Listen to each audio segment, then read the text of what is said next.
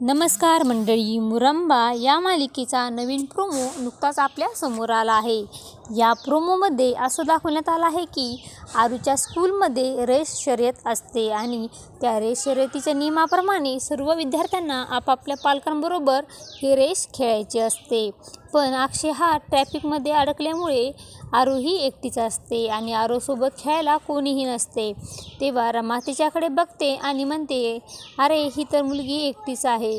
तेव्हा रमा ही तिचा हात पकडते। तेव्हा आरू मनात येते आणि दोघीजणी ह्या रेसमध्ये पळू लागतात। तेव्हा त्या क्षणी अक्षय येतो आणि अक्षय म्हणतो, अरे आरूसोबत हे कोण धावत आहे। तेव्हा अक्षय पळतच जाऊन आरूचा हात पकडतो। तेव्हा आरू ही जोराजोरात म्हणते, बाबा।